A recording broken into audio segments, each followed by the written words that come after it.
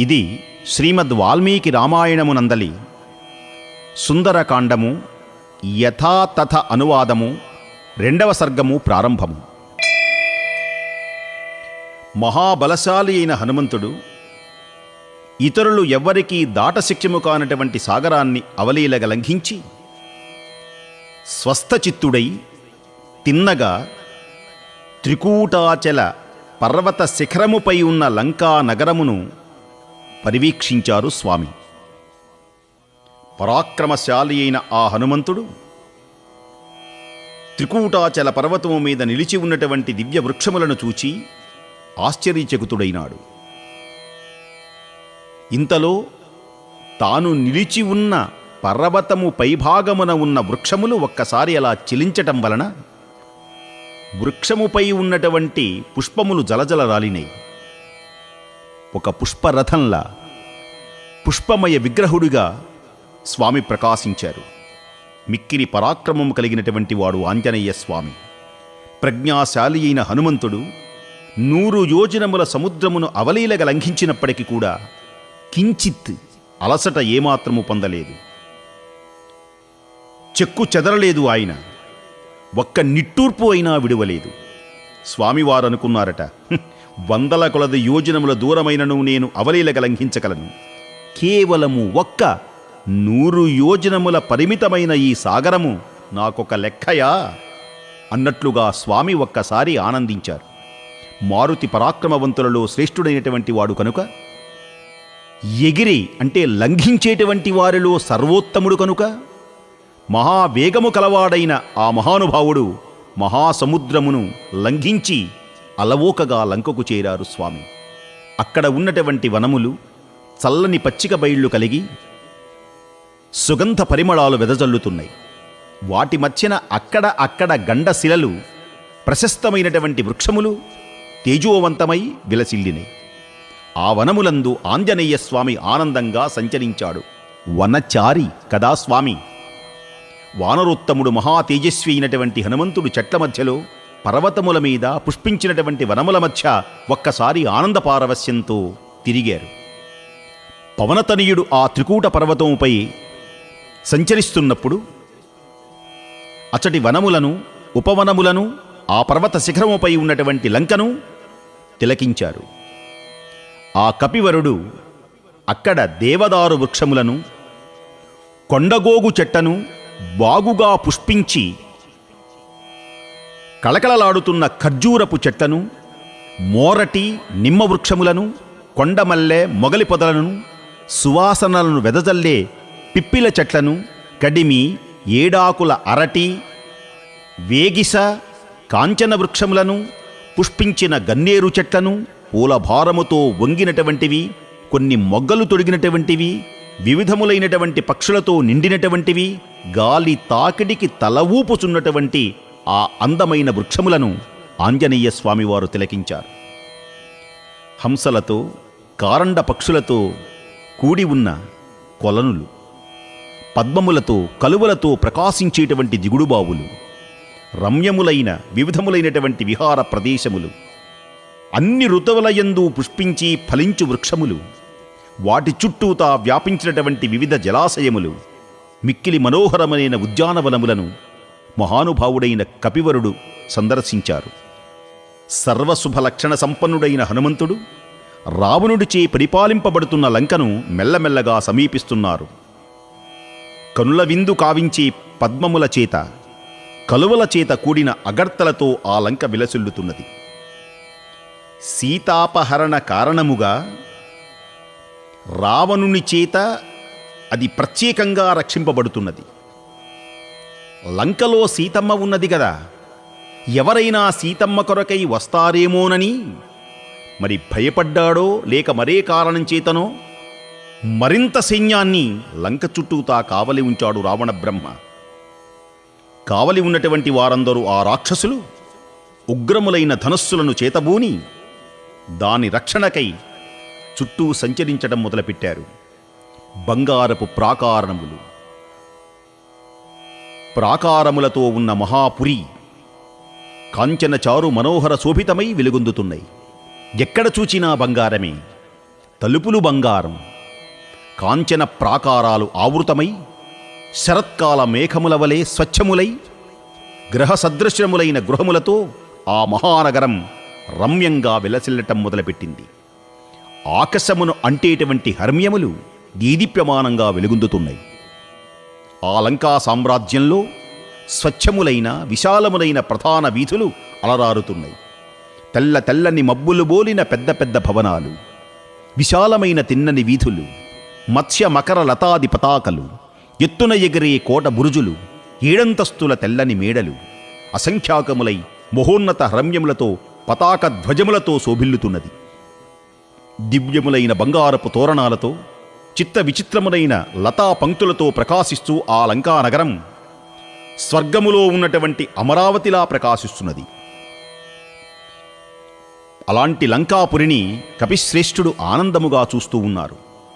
స్వచ్ఛముగా అందముగా ఉన్న భవనాలతో ఆ లంకాపురం గిరిశిఖరం ఆనందంగా నెలకొని ఉన్నది.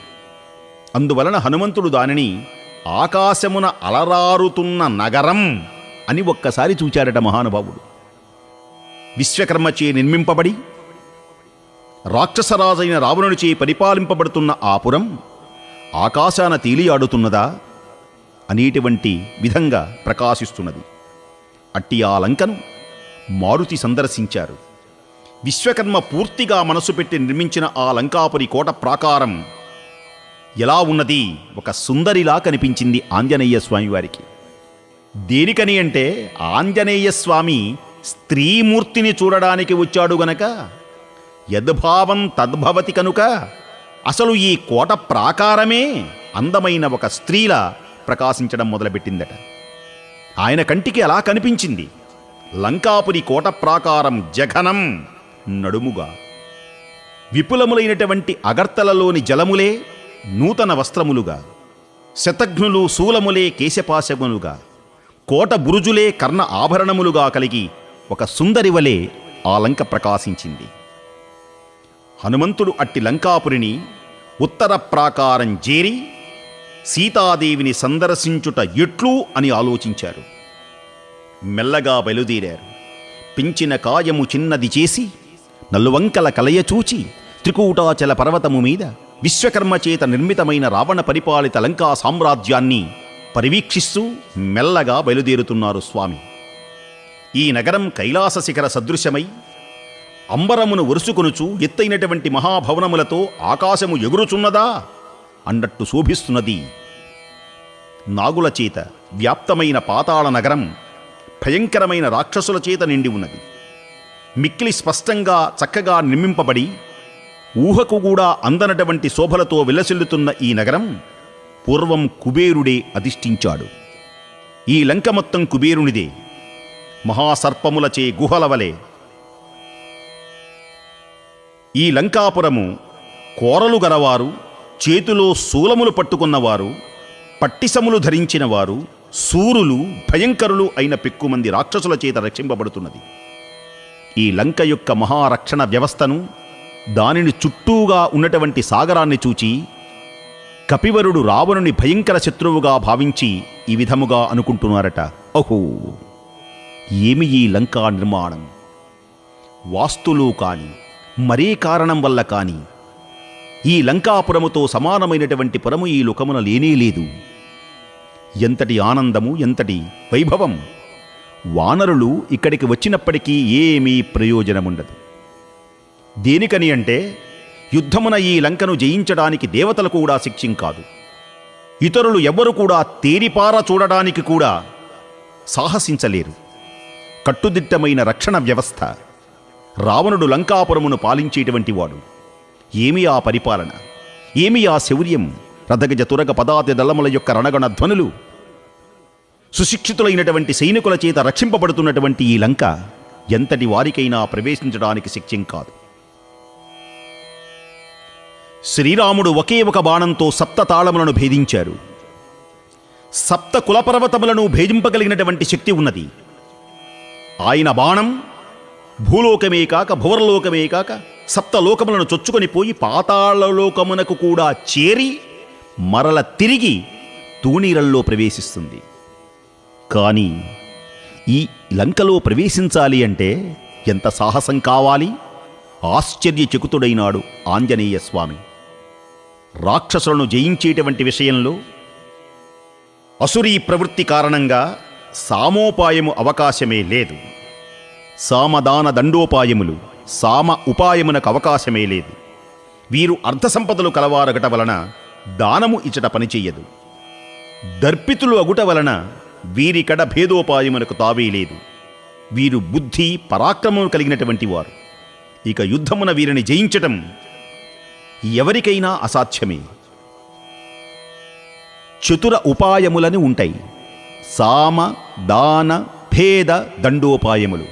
సామము చేత స్వాధీనము కారు, దానము చేత అధీనము కారు, భేదము చేత బలహీనులు కారు, దండము చేత రణభీరులు కాదు. సామదాన భేద దండోపాయములలో దేనివలన సాధ్యం కాదు, రణసూరులే కాని. అంగదుడు, నీలుడు, నేను, ధీశాలైనటువంటి సుగ్రీవుడు, బలిష్ఠులైన ఈ నలుగురు వానరులు మాత్రమే ఈ లంకలో ప్రవేశించడానికి సాధ్యమవుతుంది. భావించారు ఆంజనేయ స్వామి. సీత బ్రతికి ఉన్నదా లేదా అనేది ముందుగా తెలుసుకోవాలి. అసలు సీత ఇక్కడ ఉన్నదా లేదా తెలుసుకోవాలి. తెలుసుకనవలటమే ముఖ్యమైనటువంటి విషయం. జానకీదేవిని చూచిన పిమ్మటనే ఈ విషయముల గురించి ఆలోచిస్తాను. అసలు వీరి బలాబలాలు తర్వాత తెలుసుకుంటాను. నాకు కావలసినది, నేను చేయవలసినటువంటి తక్షణ కర్తవ్యం సీతాన్వేషణం. సీతమ్మను కొనులార సందర్శించాలి. శ్రీరాముని అభ్యుదయ కార్యమునందే నిరంతుడైనటువంటి కపివరుడు ఆ గిరిశిఖనముపై నిలుచున్నవాడై ఒక్క క్షణకాలము ఆలోచించారు స్వామి. మిక్కిలి క్రూరులు, బలిష్ఠులైనటువంటి రాక్షసులచే రక్షింపబడుచున్న ఈ రావణ నగరంలో నేను ఏ రూపంగా ఎలా ప్రవేశించాలి? ఎలా ప్రవేశించినా అసాధ్యమే. ఈ రాక్షసులెల్లా తీక్ష్ణమైనటువంటి తేజస్సు కలిగినవారు, మహాపరాక్రమశాలురు, మిక్కిలి బలవంతులు. సీతాన్వేషణకై వీరిని నేను వంచన చెయ్యాలి, మోసం చెయ్యాలి. అనగా వీరి యొక్క కన్ను కప్పి కార్యమును సాధించాలి. ఇది ఎలా? వీరి కంట పడ్డానో టక్కుటమారి మాయలు విద్యలు తెలుసు, ఇంద్రజాల మహేంద్రజాలములు తెలుసు వీళ్ళకి. రామకార్యం చెడకుండా, వీరి కంట పడకుండా, వీరి కన్ను కప్పి నేను ఏ విధముగా కార్యమును సఫలీకృతం చేసుకోవాలి? కనబడేటువంటి రూపంతో గనక వెళితే రాక్షసులు నన్ను చూస్తారు. కనబడనటువంటి లక్ష్య రూపంతో వెళ్లకుండా అలక్ష్య రూపంతో సీతాన్వేషణ చెయ్యాలి. ఇది చాలా గొప్ప విషయం. సీతాన్వేషణ చేయటం సాధ్యం కాదు. కాబట్టి ఈ మహాకార్యాన్ని సాధించడానికి కనబడాలి, కనబడకుండా ఉండాలి, తెలుసుకోవాలి, నేను వారికి తెలియకుండా ఉండాలి. ఎలా? ఇది చాలా కష్టమైనటువంటి విషయం. అయినా సరే ఆ కార్యమును నేను సాధిస్తాను. సూక్ష్మ రూపాన్ని నేను ధరిస్తాను. ఈ విధంగా లంకాపురంలో ప్రవేశించటం రాత్రియే తగినటువంటి సమయం. పట్టపగలు గనక నేను వెళితే రామకార్యం చెడిపోతుంది. చీకటి పడేటంత వరకు ఆగాలి అనుకున్నారు ఆంజనేయ స్వామి. అట్టి ఆ లంకాపురిని చూచి అది సురాసురులకు దుర్భేద్యమైనదని భావించి హనుమంతుడు లంకలో అడుగు ఎలా పెట్టాలి అని మరల పదే పదే ఆలోచించారు. దుర్బుద్ధి రాక్షసరాజుకున్నది. అతడు చెడ్డ హృదయంతోనే సీతమ్మను తీసుకొని వచ్చింది. అందుకని రావణుడు చెడ్డవాడు, దుర్బుద్ధి కలిగినవాడు, పైపెచ్చు రాక్షసరాజు. కన్ను కప్పి నేను జనకాత్మజ అయినటువంటి సీతను ఏ విధముగా చూడగలను? రామా, సీతను చూచేటువంటి శక్తియుక్తులు నాకు కలిగించు. మహానుభావుడైన శ్రీరాముని యొక్క కార్యము భంగము కాకుండా నేను ఎలా ప్రవర్తించాలి? ఏకాంత ప్రదేశంలో ఒంటరిగా ఉన్నటువంటి సీతమ్మను నేను ఎలా సందర్శించాలి?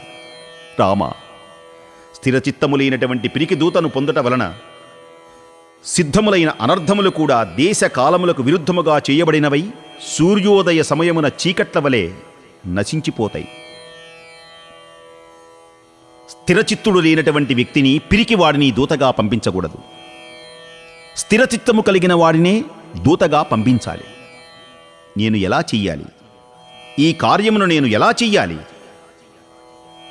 ఇట్లు చేయాలి, ఇలా చెయ్యకూడదు అని నిశ్చయింపబడినటువంటి తరువాత వివేకము లేని దూత వలన ఆ కార్యము సఫలం కాదు.